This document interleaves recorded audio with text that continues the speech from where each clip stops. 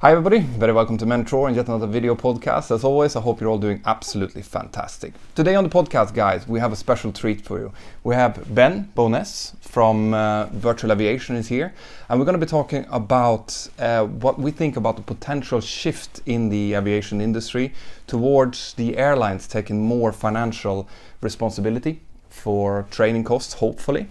And we will also be delivering some news to you guys, so stay tuned to the end. I hope you're going to like this one.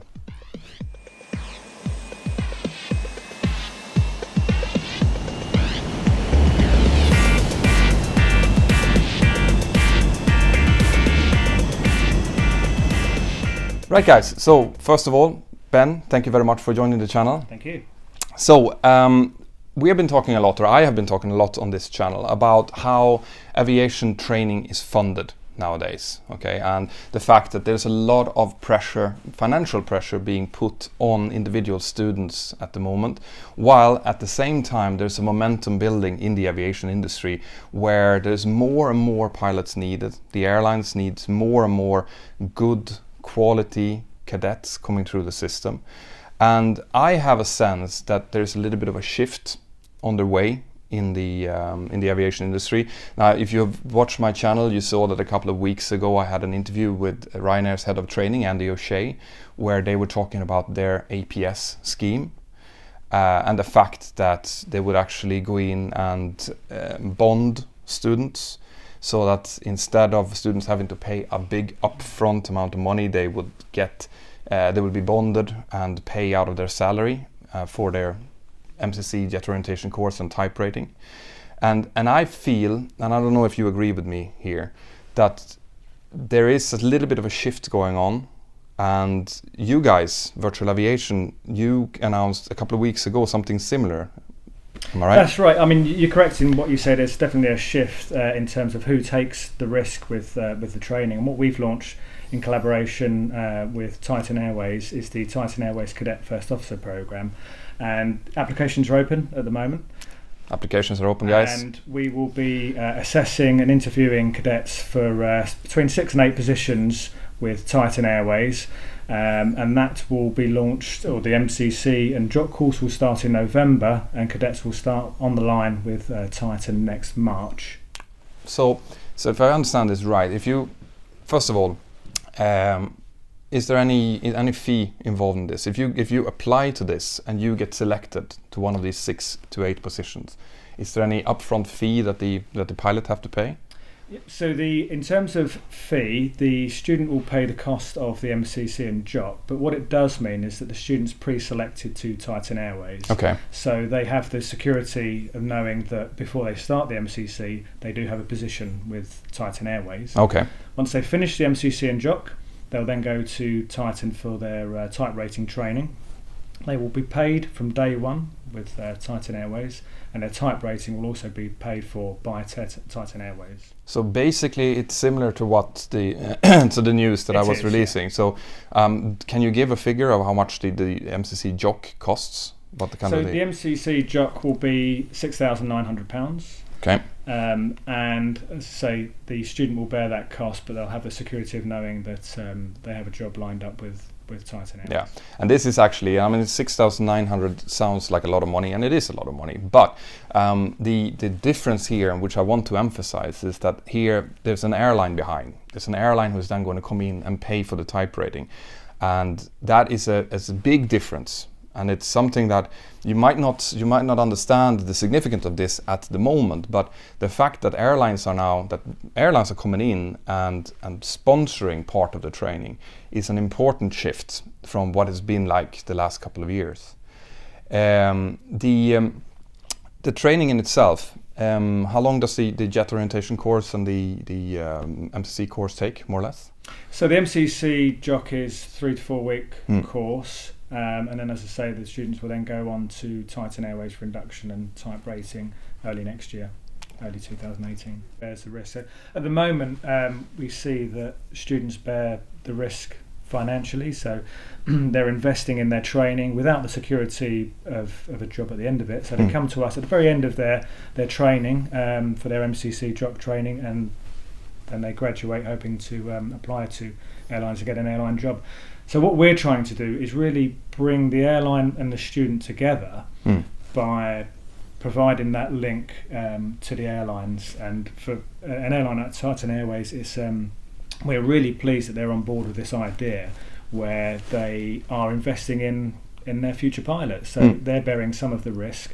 They're taking these cadets on, they're paying for their type rating, they're bonding them for 3 years, and they're really investing and shifting some of that risk from the student to the airline. And what we want to see is we want to attract people with ability, not necessarily ability to pay for the training, but flying ability and ability as a pilot.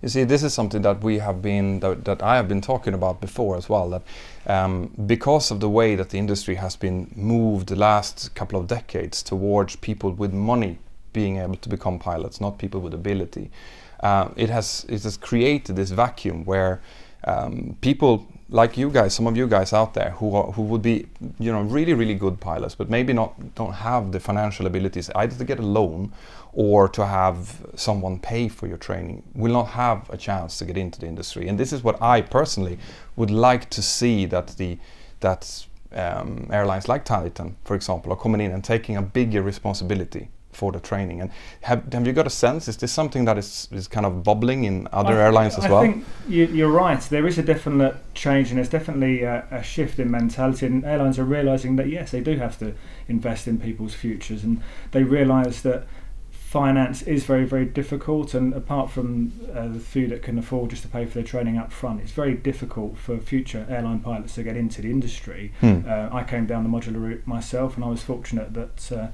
of 12, 13 years ago finance did exist in the way of a loan, but that doesn't exist anymore. So it's very, very difficult for potential students, potential pilots to get into the industry. And this is where we see, like I was saying, that there's a big need for pilots at the moment. There's a big need both in Europe, especially in the United States as well, in Asia. Asia is pulling out a lot of experienced pilots from the European market, and obviously those positions have to be filled by someone.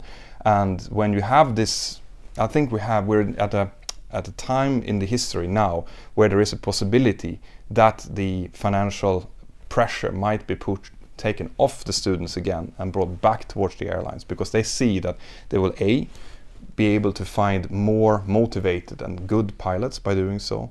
B, they will be able to hold them on, because that's a really, really important thing as well, that you, as an airline, when you recruit a new first officer, you're hoping that this first officer is going to become a captain.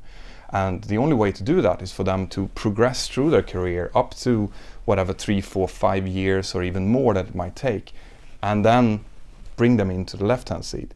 But of course, if there's a big need for pilots in Asia, for example, then the first officers, when they reach their hours, they are going to be pulled over to that part. And the industry, like the European airlines, they will lose potential command upgrades, which is a huge deal, because commanders doesn't just come out of nowhere. I think you're absolutely correct, and we are seeing a massive change in direction now.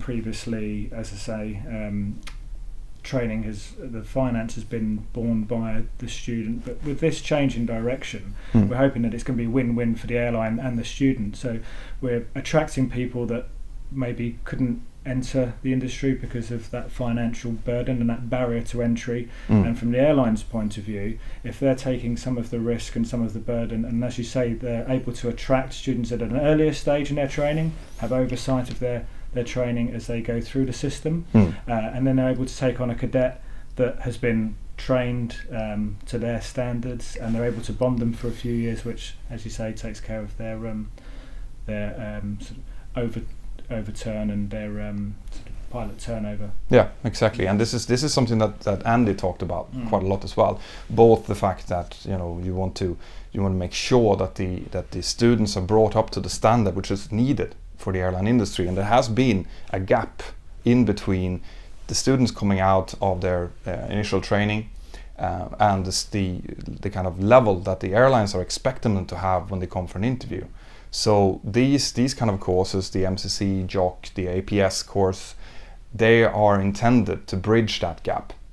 and you know, it's good to see that there are airlines out there that are starting to pick this up. And I'm hoping, if you are an airline executive out there, that you're thinking about this as well. And maybe even, have you seen any tendencies of airlines actually looking at funding even from the start, from the beginning of training? Yeah, I mean, that's where we're hoping to go in the future, maybe back to flight school and pick up cadets at an earlier stage, and the airline can interview the cadets at CPL stage, if not earlier, and follow their training all the way through.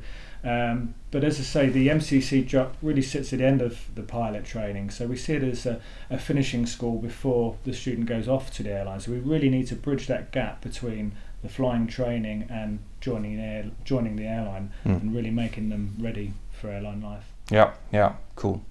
No, these are all very good news, guys, and I hope you appreciate the vastness of this news, because even though it, like I said in the beginning, even though it might seem small at the moment, the fact that there is airlines out there who are willing, like Titan, to go out and actually put their faith and sponsor the type rating is a huge deal.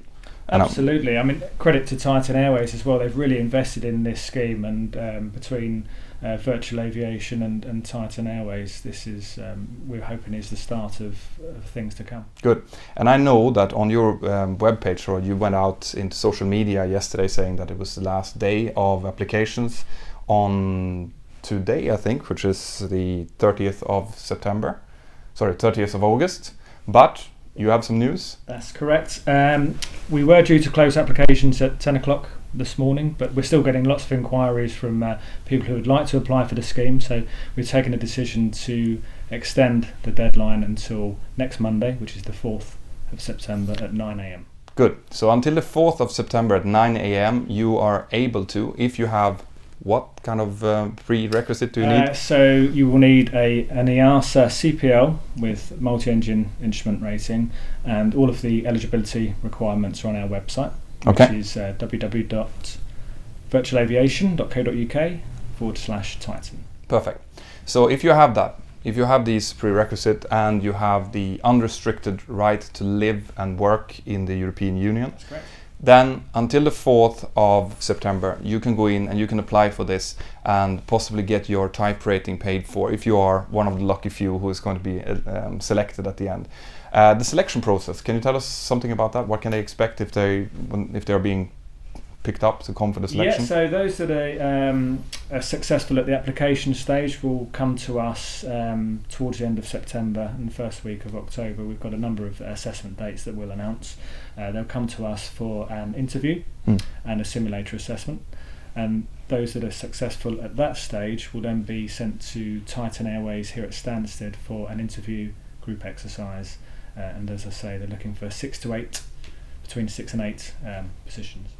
So the only thing I can say, guys, is, you know, if you have the prerequisites, send in your applications and best of luck. And thank you, Ben, very much for coming. Thank you. Right, guys, I hope you liked this. There's going to be more interviews with executives and representatives of the industry coming up in the Mentor channel. If you are in an airline and you have some news that you want to share with the world and with all of my viewers, then feel free to contact me and I'll be happy to come and share the good news. But it has to be good and constructive news, just like these ones today. So, as always, guys, I hope you're doing absolutely fantastic wherever you are, and I'll see you next time. Bye-bye.